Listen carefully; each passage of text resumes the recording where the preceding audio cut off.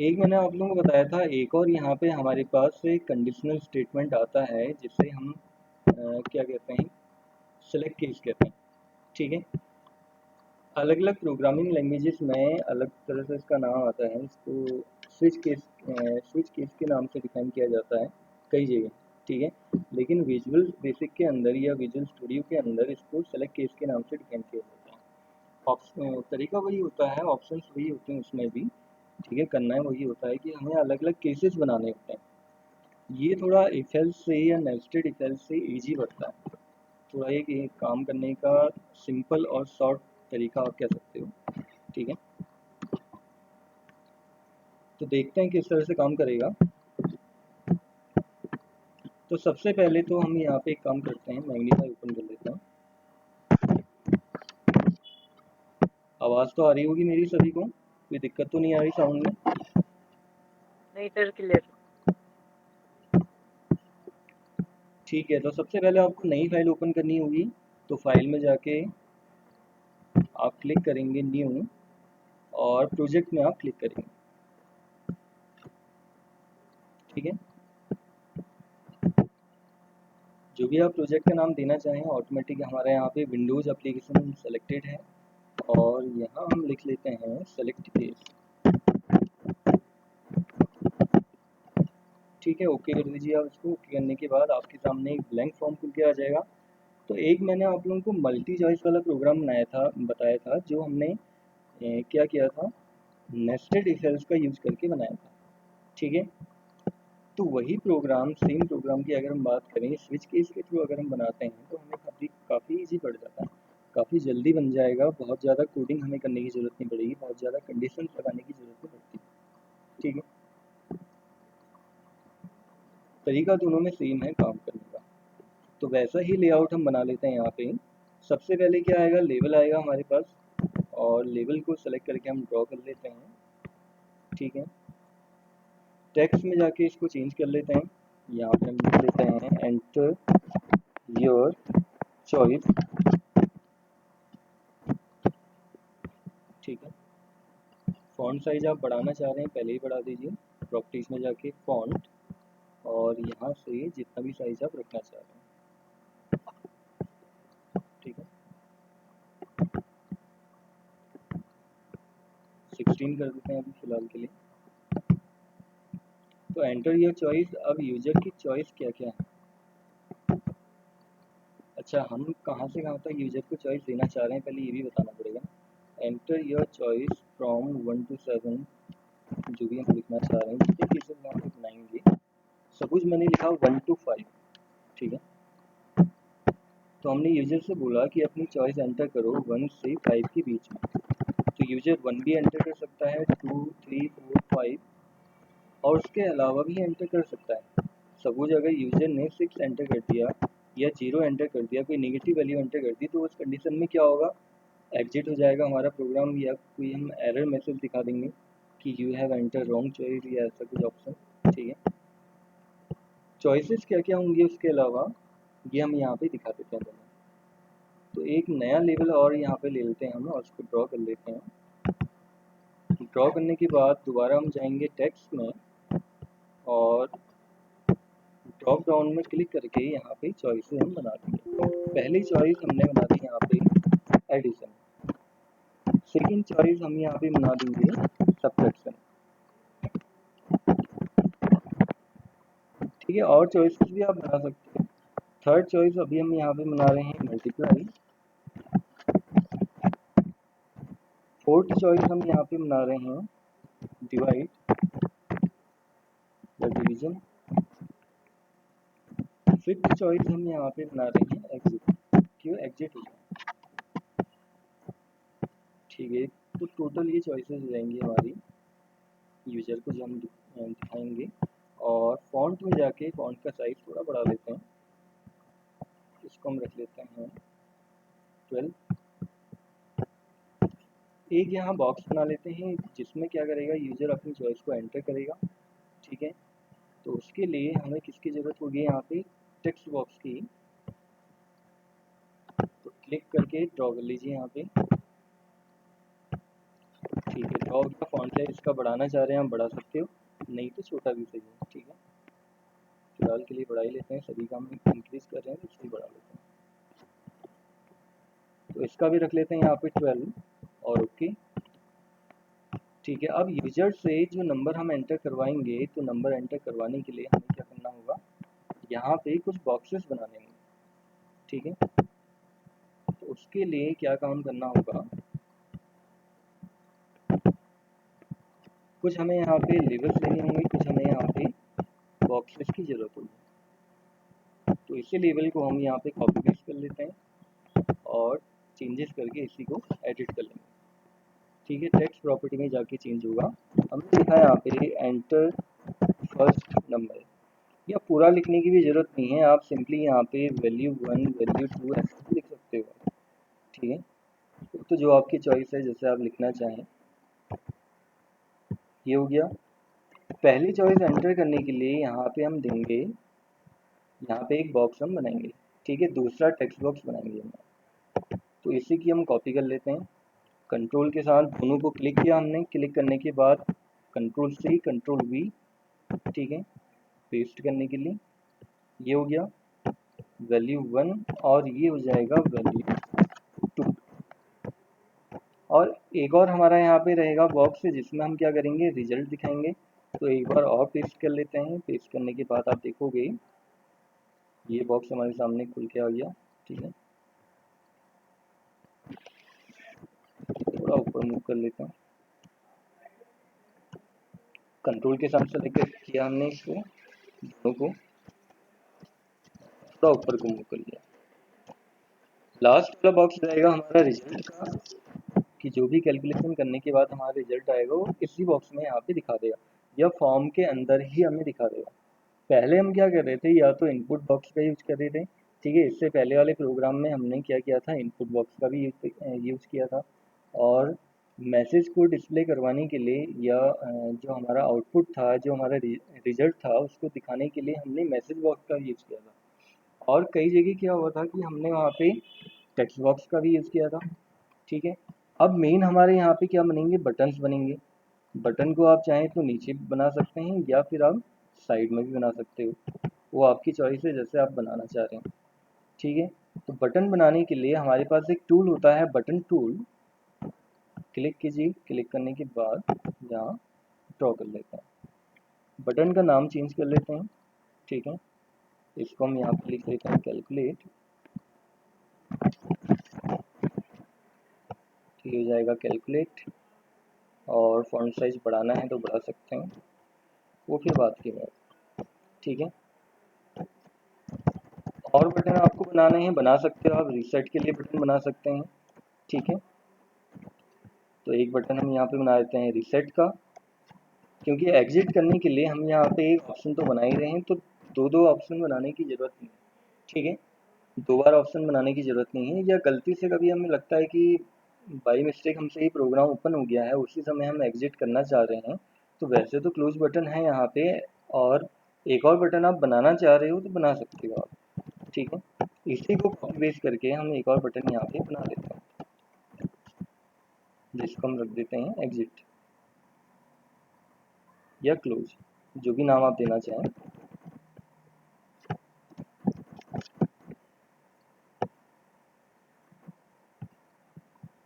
ठीक है, प्रॉपर्टी का ध्यान हमें जरूर रखना पड़ेगा, कौन सी प्रॉपर्टी है, एग्जिट। तो ये हमारा फॉर्म का एक लेआउट बन गया। ठीक है, आप अगर इफ एल्स से भी इसको बना रहे हो, नेस्टेड इफ एल्स से भी अगर आप बना रहे हैं इसको, या सिंपल इफ से भी अगर आप बना रहे हो, तो सेम ऐसा ही लेआउट आप बना सकते हो मल्टी प्रोग्राम का। ये हमारा मल्टी चॉइस प्रोग्राम है। ठीक है, कि जहाँ पे यूजर को कई सारी चॉइसेस दी गई हैं, उसमें से यूजर एक अपनी चॉइस सेलेक्ट करेगा, उसके बेसिस में एक आउटपुट हम वहाँ पे जनरेट करके उसको देंगे। ठीक है, ये हो गया। अब मेन हमारी कोडिंग आएगी। ठीक है, सबसे पहले हम कोडिंग कर लेते हैं एग्जिट बटन की। तो एग्जिट बटन की, या एंड बटन की, या क्लोज बटन की कोडिंग क्या होती है, सिंपली हमें वहाँ पे टाइप करना होता है END। ठीक है, आप सिंपल यहाँ पे टाइप कर सकते हैं END, इतना लिख के ही हो जाएगा।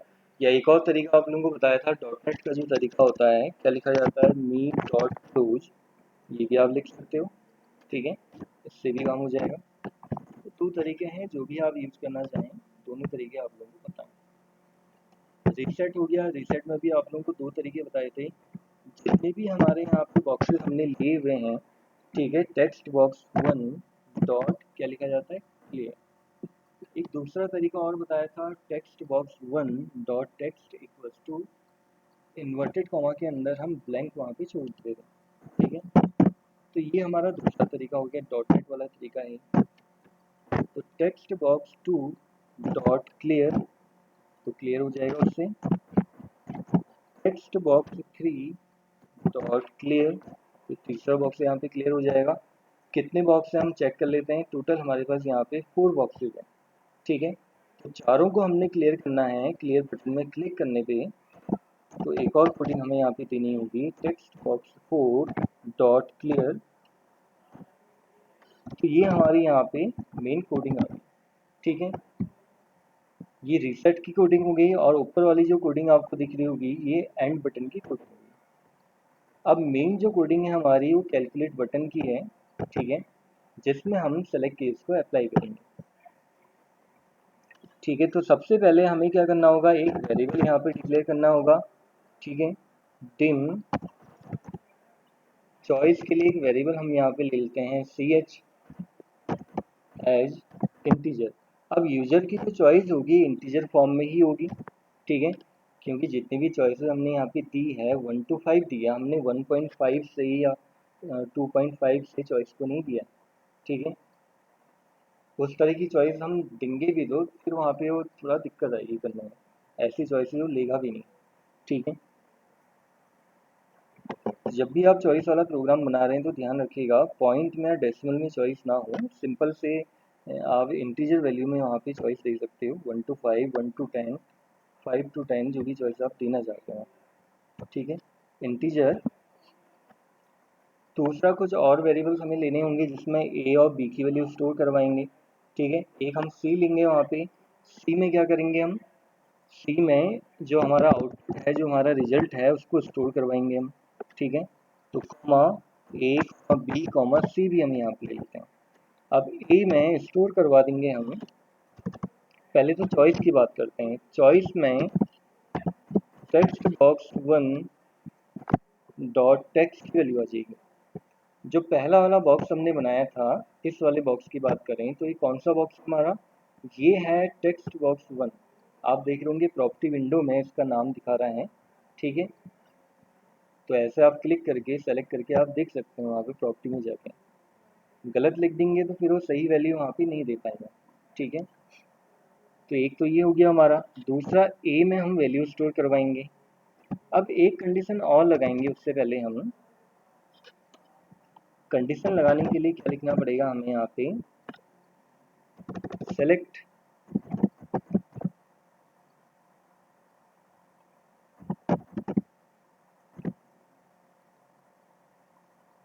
केस ch, ठीक है, ये हमें लिखना पड़ता है, सेलेक्ट केस ch। और लास्ट में जो हमारा यहाँ पे सेलेक्ट एंड, जो सेलेक्ट हमें एंड करना पड़ता है या करना हमें ज़रूरी होता है, ऑटोमेटिक आप देख रहे होंगे यहाँ पे उसने खुद ही कर दिया, END सेलेक्ट वहाँ पे उसने लगा दिया, नहीं तो हमें लिखना ज़रूरी होता है।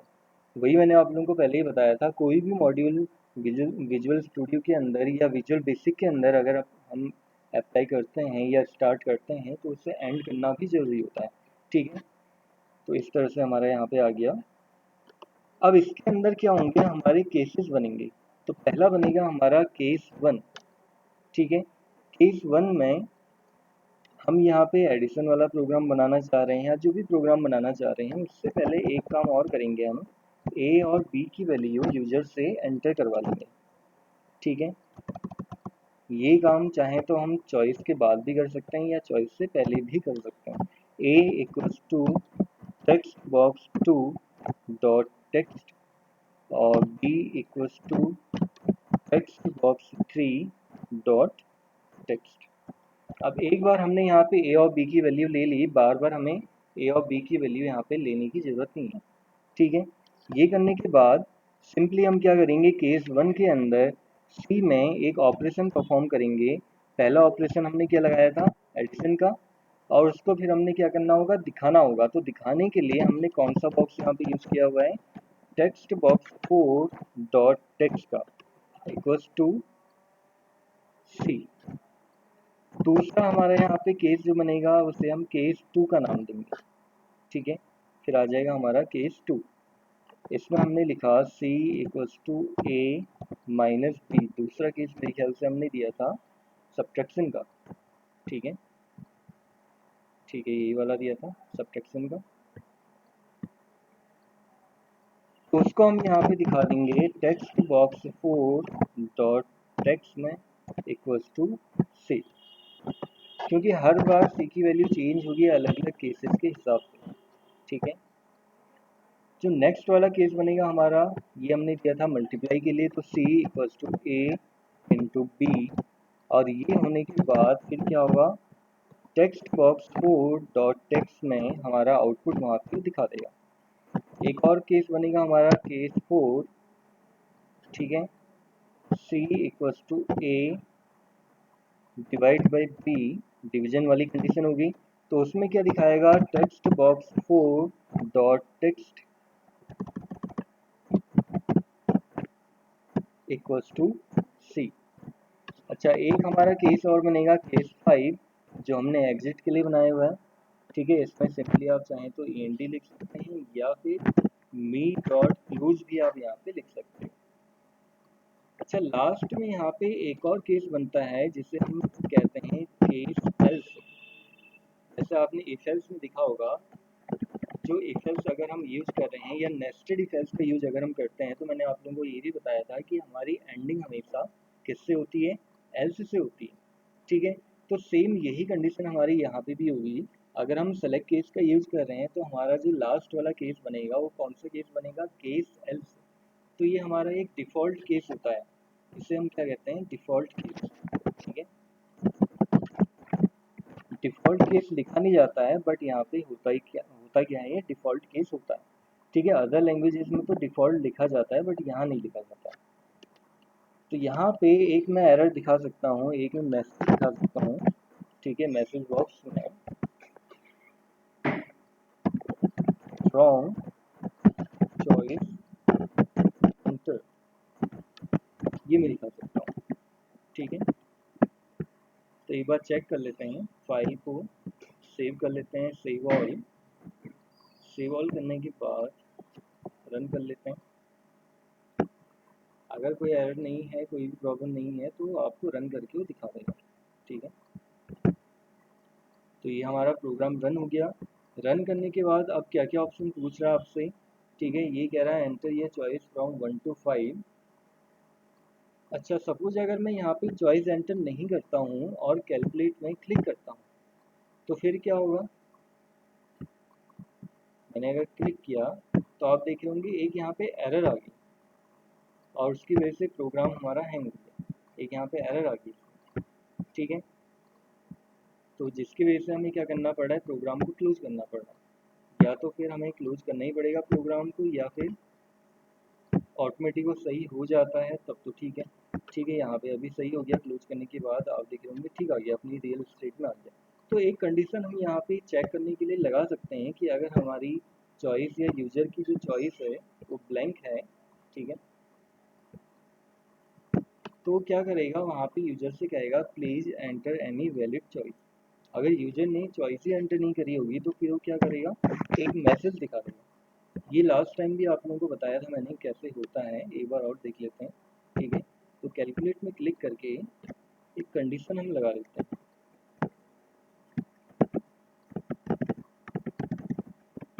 ठीक है। यूजर से हम चॉइस तो ले ही रहे हैं यहाँ पे, यहाँ पे कंडीशन लगा देते हैं, if ch equals to, sorry equals to ही लगेगा, इक्वल्स टू ब्लैंक।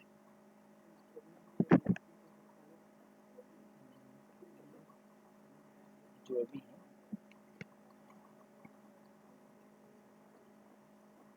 हाँ एक है सर इसमें, तुमसे कहना है। अच्छा, वंदना आप कनेक्टेड हो, वंदना मेहरा। Yes sir. हाँ वंदना, ये आप लोगों की एक दूसरी वाली क्लास चल रही थी ना सी प्लस प्लस की, तो आप लोगों की यस सर। कंटिन्यू होने वाली है, कुछ सर ने बताया था आप लोगों को उसके बारे में? No sir. मेरे ख्याल से सर कब से होगी, आज ही से टाइमिंग 12 बजे। तो ये आप लोगों की क्लास से सेकंड वाली स्टार्ट होने वाली है, जिनका सी प्लस प्लस चल रहा था, जिनका पीजीडीसी है, जिनका डीसीए है, ठीक है, दो ही हैं उसमें, डीसी और पीजीडीसी वाली, क्योंकि इनका फर्स्ट सेमेस्टर में क्या होता है, 6 मंथ का जो टाइम पीरियड रहता है पहला सेमेस्टर, इसमें सी प्लस प्लस होता है, तो आप लोगों को ये भी पढ़ना है। और मेरे ख्याल से एक आपके साथ में पिंकी गुरंगा भी हैं, उनको भी बता देना, ठीक है? 12 बजे से आप लोगों की ये वाली क्लास चलेगी, ठीक है? सर आज से? हाँ आज ही से, जिनका डीसी है 12 और बजे। जिनका पीजीडीसी है उनकी, और किसी की। तो सर कोड सेंड होगा? हाँ कोड क्या हुआ? सर ऐसी चलेगी जैसे ईच क्लास चल हाँ रही हाँ है? ऐसे ही चलेगी, बिल्कुल जिस फॉर्म में चल रही है ऐसे ही चलेगी, ठीक है? Okay sir. Hello sir. हाँ हाँ बताओ। सर हमने जो स्टार्टिंग में 3 महीने का बेसिक किया था हाँ कंप्यूटर में, हाँ, उसका कोई सर्टिफिकेट मिल सकता है क्या? 3 महीने का तो नहीं मिलता, क्योंकि ऐसा है कि आपका कोर्स 1 ईयर वाला है ना, आप चाहो तो लेटर हेड में लिखवा भी ले सकते हो, अगर कहीं पे आपको ज़रूरत पड़ रही है या दिखाना है तो, कि कोर्स आपका अभी चल रहा है करके ना। सर्टिफिकेट तो नहीं मिलता है, 6 मंथ का तो मिलता है, अगर 6 मंथ का आप लोगों का एग्ज़ाम हो गया होता, अब ये थोड़ा बीच में हुई ऐसा बड़ा, नहीं तो अब तक तो एग्ज़ाम आप लोगों का हो भी जाता, मार्कशीट आ भी जाती है, क्योंकि अप्रैल में आप लोगों का एग्ज़ाम होना था, अप्रैल या मार्च एंडिंग में होना था एग्ज़ाम आप लोगों का। तो अभी तक तो आप हो नहीं पाया, तो फिर कुछ कह नहीं सकते हैं। अगर आप कुछ कहीं पे ज़रूरत पड़ रही है, लगाना है तो लिखवा के ले आ सकते हो, ये कर सकते सर कितने दिन में मिल जाएगा? हो। आप ऐसा करना, एप्लीकेशन एक लिख के दे जाना कि किसके लिए आपको इसकी ज़रूरत पड़ रही है करके।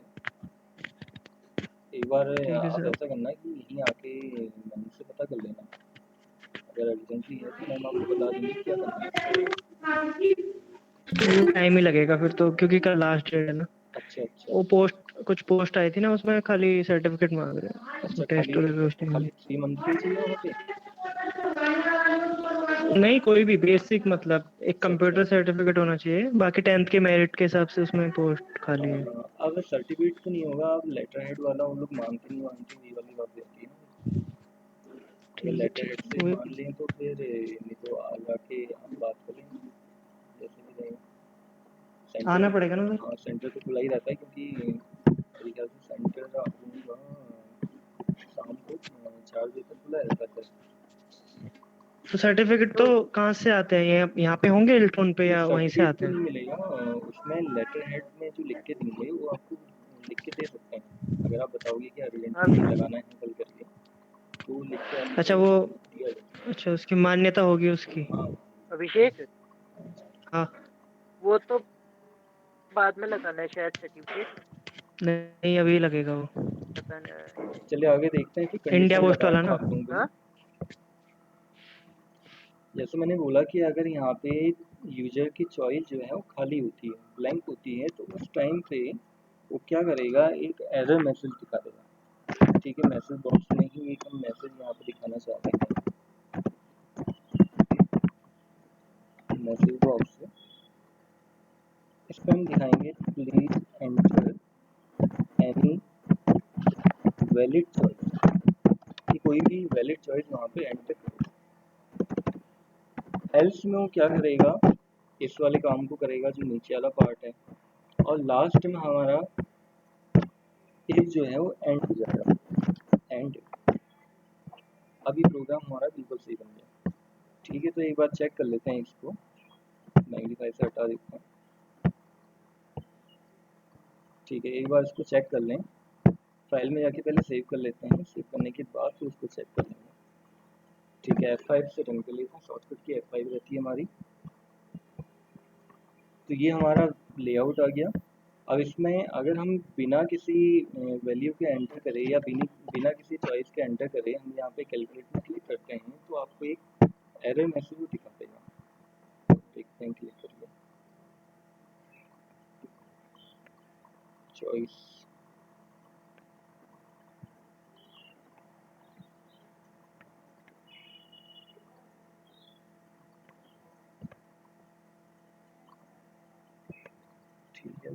ऐसे ही है A और B। अच्छा यहाँ पे इसको स्ट्रिंग कह रहा है, वेट कर रही है। लास्ट टाइम मेरे ख्याल से हमने दूसरे तरीके से किया था इसको।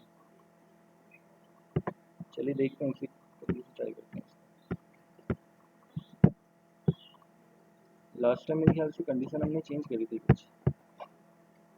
अगर हम इसको ऐसे देते हैं CH इक्वल्स टू ब्लैंक, तो ये समझ नहीं पा रहा इसको।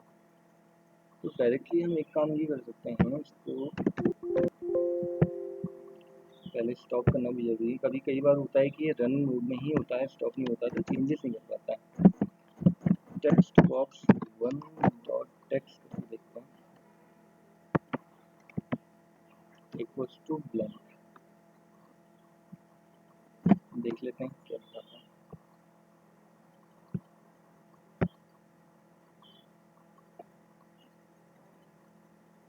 ये दिक्कत आ रही है, स्ट्रिंग को चेंज नहीं कर पा रहा है कन्वर्टर, स्ट्रिंग को इंटीजर में चेंज नहीं कर पा रहा। या तो हमें इसको स्ट्रिंग देना पड़ेगा चॉइस को, स्ट्रिंग देंगे तो फिर नीचे एरर आएगी, फिर वो केसेस में नहीं जा पाएगा, ये भी दिक्कत है ना।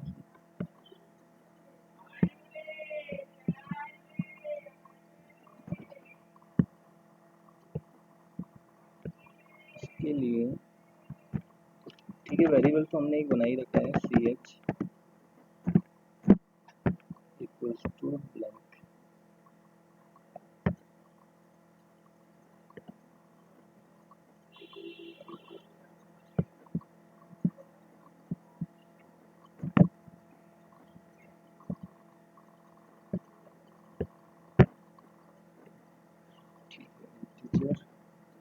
और ABC हमने लिया, अब सारी वैल्यूज हमारी इंटीजर ही हैं, तो एक काम यहाँ पे कर सकते हैं,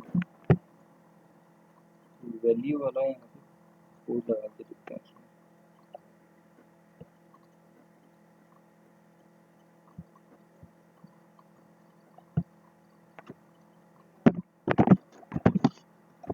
वैल्यू CH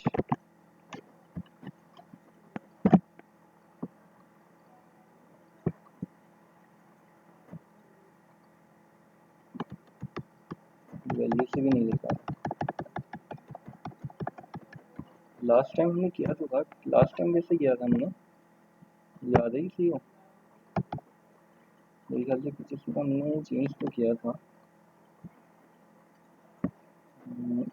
कंडीशन पहले लगाई थी या फिर ऐसे किया था हमने,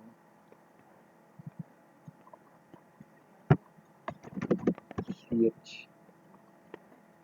क्योंकि CH को फिर यहाँ पे एज ए स्ट्रिंग कंसीडर कर रहा है ना, अगर ब्लैंक हम यहाँ पे दिखा रहे हैं तो please enter any valid choice, अगर CH की वैल्यू ब्लैंक होती है तो देखिए अगर हम छोड़ दें यहाँ पे,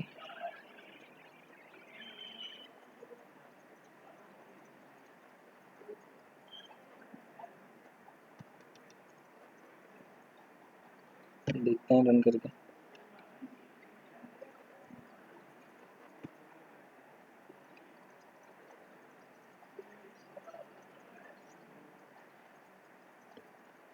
भी दिक्कत आ रही, कन्वर्ट नहीं कर पा रहा है। सेलेक्ट केस में इफ का तो हम यूज कर सकते हैं, लेकिन इफ के अंदर इसको नहीं ले पा रहा है। चलिए अभी इसको हम हटाते हैं, देखेंगे इसका भी। पहले नॉर्मली जो हम काम कर रहे हैं उसको चेक कर लें, मेन तो वही है हमारा। इस कंडीशन को अभी चेक करते हैं कैसे काम करेंगे। ठीक है, हमने यहाँ पे केसेस बनाए थे कुछ और यूजर चॉइस वाला प्रोग्राम बनाए हैं, पहले उसी को चेक करते हैं काम कर रहा नहीं कर रहा। ठीक है, हमने चॉइस यहाँ पे दी है 1 और वैल्यू देते हैं यहाँ पे 4, वैल्यू 2 देते हैं यहाँ पे 6। तो कैलकुलेट में क्लिक करेंगे, क्या दिखाना चाहिए 10, क्योंकि सम कर रहे हैं हम, सम मतलब वही हो गया एडिशन करना। ठीक है, तो उस कंडीशन में हमें यहाँ पे क्या दिखा रहा है, देखो 10 दिखा रहा है। यही अगर हमने यहाँ पे सब्ट्रैक्शन किया होता तो हमें माइनस में वैल्यू दिखाता। अगर मैं यहाँ पे चेंज करता हूँ तो यहाँ पे फिर हमें क्या दिखाएगा, -2। ठीक है, सही दिखा रहा है। चॉइस अगर मेरी यहाँ पे 3 होगी तो 3 में क्या दिखाएगा, मल्टीप्लिकेशन, और यही चीज़ अगर मेरी यहाँ पे 4 हो जाती तो 4 में क्या दिखाया, डिवीजन। ठीक है, तो उसमें क्या किया होगा, जैसे हमने वैल्यू 1 डिवाइड बाई वैल्यू 2 किया था, तो अपने हिसाब से जो भी उसने कैलकुलेशन की होगी, ठीक है, तो उसके अकॉर्डिंग यहाँ पे वो दे रहा है कि 1। लेकिन अगर हम 6 को 4 से डिवाइड करेंगे, अगर 0 लगेगा उसमें या 0 बढ़ाएंगे उसमें, तभी 1 टाइम जा सकता है ना, जैसे भी कुछ और गलत दिखा रहा है। डिवीजन इसका प्रॉपर नहीं दिखा हुआ था।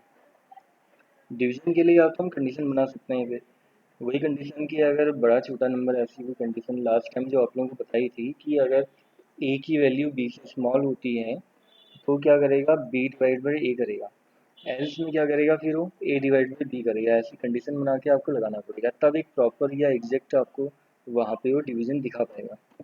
ये तो सही दिखा नहीं रहा। ठीक है, फिफ्थ वाली चॉइस थी जो हमारी, हम चाह रहे हैं कि यहीं से हमने क्या करना है, एग्जिट करना है। ठीक है, जब क्लिक करेंगे तो यहीं से हमारे प्रोग्राम को फिट कर देगा, कैलकुलेट में क्लिक करते ही। एक तरह से फिर लास्ट में जो लास्ट वाली चॉइस हम यहाँ पे अप्लाई कर रहे हैं, तो कैलकुलेट वाला जो बटन है हमारा, ये भी एग्जिट की तरह ही वर्क कर रहा है। या डायरेक्टली आप एग्जिट बटन आपने बना दिया है, चॉइस में एग्जिट वाला आप नहीं बनाना चाह रहे हो तो आपकी चॉइस है, ऐसा भी आप कर सकते हैं।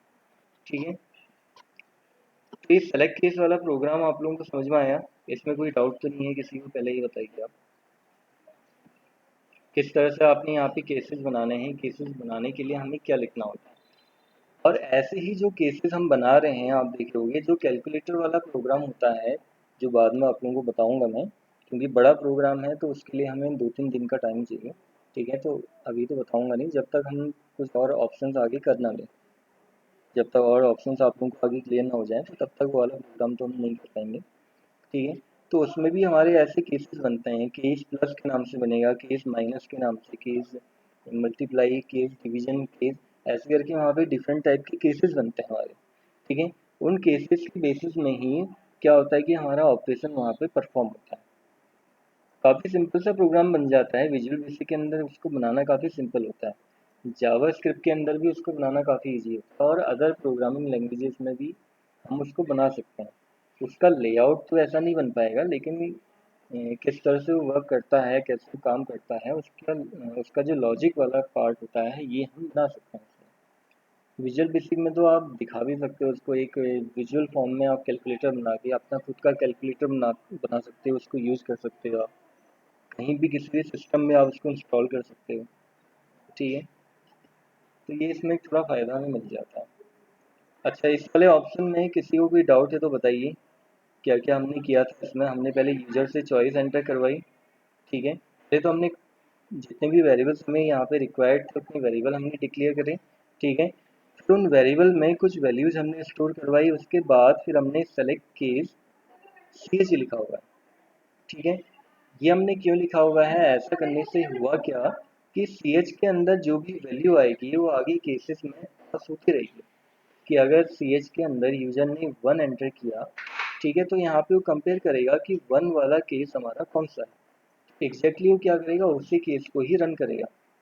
सेकेंड वाला केस हमारा रन नहीं हो रहा, थर्ड वाला केस हमारा रन नहीं हो रहा। ठीक है, जो हम केस वहाँ पे एंटर कर रहे हैं, जो हम यूजर की चॉइस वहाँ पे एंटर कर रहे हैं, तो वही पर्टिकुलर या एग्जैक्टली हमारा वही केस रन हो रहा है। तो ये इसी की वजह से हो रहा है, सेलेक्ट केस CH की वजह से। ठीक है, बाकी फिर केसेस आप कितने भी बना सकते हैं, केस बनाने की कोई लिमिट यहाँ पे होती नहीं है। ठीक है, कितना भी बड़ा प्रोग्राम हमारा हो सकता है। अब ऐसा तो नहीं है कि 100-200 केसेस बनेंगे हमारे किसी प्रोग्राम में, ये तो बहुत ज़्यादा केसेस हो गए, ऐसा तो बहुत रेयर केसेस में ही हो सकता है। ज़्यादा से ज़्यादा हमारे 50 केस बनेंगे। ठीक है, 50 से ज़्यादा केस बनना तो कहीं भी पॉसिबल लगता नहीं है।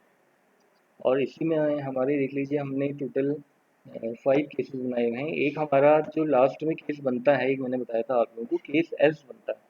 ठीक है, केस एल्स हमारा वही हो गया कि जैसे हम लास्ट में एक कंडीशन लगा दे रहे हैं कि अगर इनमें से कोई भी कंडीशन वो सेटिस्फाई नहीं करेगा, तो कम से कम वो लास्ट वाली कंडीशन को तो सेटिस्फाई करेगा। ठीक है, लास्ट वाला ऑप्शन तो दिखाएगा, कोई ना कोई ऑप्शन तो एटलीस्ट वो जरूर दिखाएगा हमें।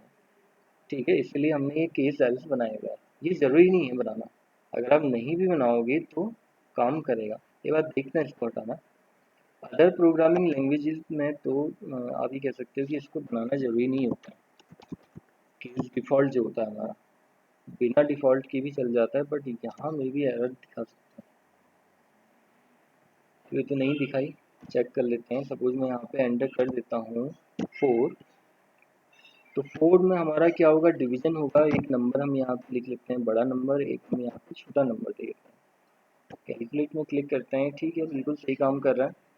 तो आप देख रहे हो कि जिस तरह से अदर लैंग्वेजेस में डिफ़ॉल्ट केस हमें बनाने की ज़रूरत नहीं होती है या ज़रूरी नहीं होता है बनाना, तो यहाँ भी डिफ़ॉल्ट वाला जो केस है हमारा हमने हटा दिया था, या जो एल्स वाला केस हमने बनाया था लास्ट में, हमने उसको हटा दिया था, ठीक है। उसके बिना भी प्रोग्राम हमारा काम कर रहा है, बिल्कुल सही काम कर रहा है। तो आपकी चॉइस है, आप उसको बनाना चाहो नहीं बनाना चाहो, ठीक है। बना लें तो ज़्यादा अच्छा फॉर्मेट वो रहता है, एक प्रॉपर सीक्वेंस, एक प्रॉपर फॉर्मेट आप उसका फॉलो कर रहे हो। जो उसका सिंटेक्स होता है स्विच केस का या सेलेक्ट केस का एक सिंटेक्स होता है, इसका मीनिंग ये है कि आप उसको प्रॉपर तरीके से फॉलो कर रहे हैं, तो कभी भी उस प्रोग्राम में कोई एरर नहीं आएगी। तो ये समझ में आया आप लोगों को प्रोग्राम। इसी में आप चाहें तो एरिया वाला प्रोग्राम भी बना सकते हो, ठीक है। एरिया वाला प्रोग्राम कैसे, मान लीजिए कि आप लोगों से एक प्रोग्राम ऐसा दिया, या आप लोगों को एक ऐसा प्रोग्राम दिया जाएगा कि जिसमें कई सारे ऑब्जेक्ट्स का एरिया आप लोगों को फाइंड करना होगा, ठीक है। स्क्वायर का एरिया फाइंड करना होगा, रेक्टेंगल का एरिया फाइंड करने के लिए बोला जाएगा, ठीक है। उसके अलावा हो सकता है कि सर्किल का एरिया, कोन का एरिया, और भी कई सारे एरियाज आप लोगों को वहाँ पे गिवन होंगे।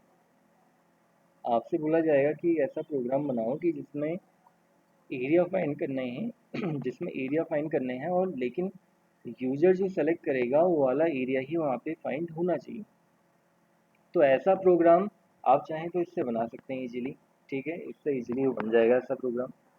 उसके अलावा और क्या प्रोग्राम बना सकते हैं आप, स्क्वायर वाला, क्यूब वाला, कि ऐसा भी प्रोग्राम आपने बना दिया है कि पहली चॉइस में स्क्वायर आप फाइंड कर सकते हो, दूसरी चॉइस में क्यूब निकाल सकते हो, थर्ड चॉइस में पावर फाइंड कर सकते हैं, फोर्थ चॉइस में स्क्वायर रूट आप निकाल सकते हो, फिफ्थ वाली चॉइस में क्यूब रूट आप निकाल सकते हो।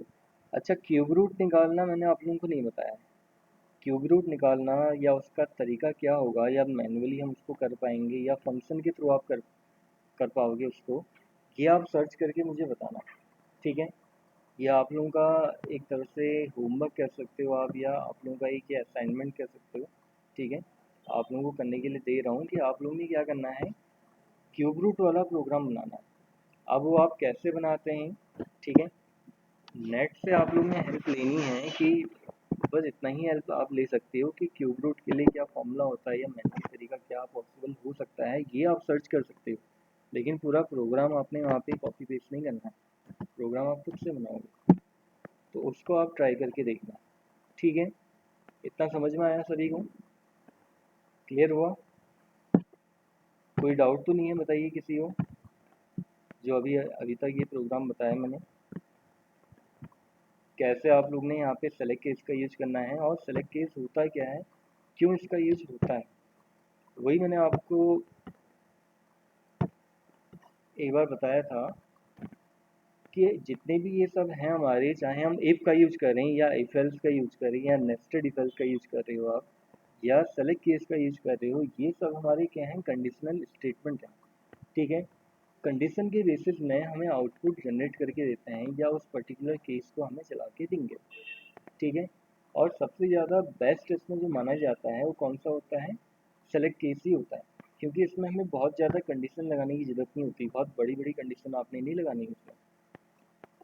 इफ एल्स में क्या होता था, या नेस्टेड इफ एल्स में क्या होता था, कि हमें दो दो या तीन तीन कंडीशन लगाने की ज़रूरत पड़ती थी, ठीक है। यहाँ हमें ऐसा करने की ज़रूरत नहीं पड़ रही है। उसके कई सारे प्रोग्राम जो हम इफ एल्स के थ्रू बनाते थे या नेस्टेड इफ एल्स के थ्रू बनाते थे, आप सेलेक्ट केस के थ्रू भी बना सकते हो।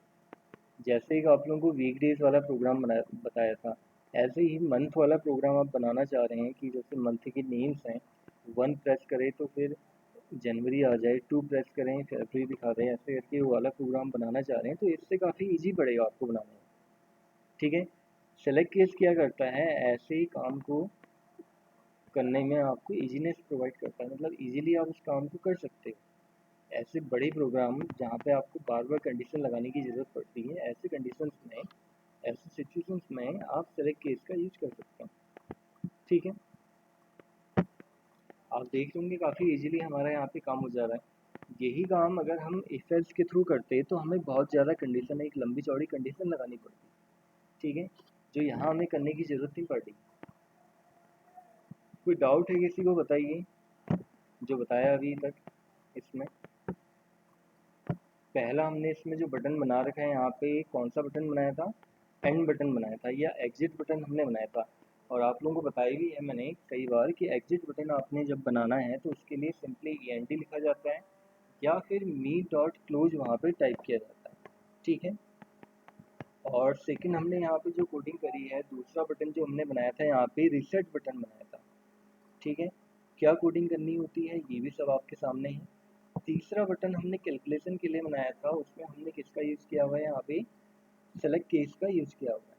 ठीक है, तो किसी को कोई डाउट है इन तीनों बटन में से, बताइए। कोई डाउट नहीं? अब आप चाहो तो अनम्यूट कर सकते हो।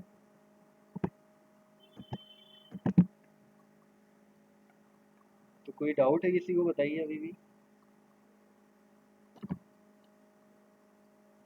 नहीं है? चलिए फिर आज के लिए इतना ही करेंगे, और कल फिर आप लोगों का टेस्ट रहेगा। जैसे मैंने आप लोगों को बताया है, टेस्ट आप लोगों का एग्जैक्टली स्टार्ट हो जाएगा 10:30 में। ठीक है, तो आप लोगों को ये ध्यान रखना होगा कि आप 10:30 से पहले ही कनेक्ट हो जाएं। 10:30 से पहले मतलब 10:15 तक आप कह सकते हो। ठीक है, 10:05 या 10:10 तक आप लोगों को ये लिंक जो है टेस्ट का, या फिर पहले गूगल मीट का जो लिंक होता है, ये आप लोगों को सेंड कर दिया जाएगा। तो ट्राई कीजिए कि जल्दी आप लोग कनेक्ट कर लीजिए। ठीक है, क्योंकि होता क्या है कि कोड तो आप लोगों को पहले भेज दिया जाता है, आप लोग कनेक्ट थोड़ा देर से करते हो, तो ऐसे क्लास भी हमारी लेट हो जाती है और बहुत ज़्यादा फिर हम लोग उसमें कवर नहीं कर पाते हैं, क्योंकि 11:30 तक ही हमारे पास टाइम होता है, फिर सेकेंड बैच भी होता है फिर। ठीक है, और कोई डाउट किसी को? कुछ पूछ रहा हूँ, बताइए। कोई डाउट तो नहीं है?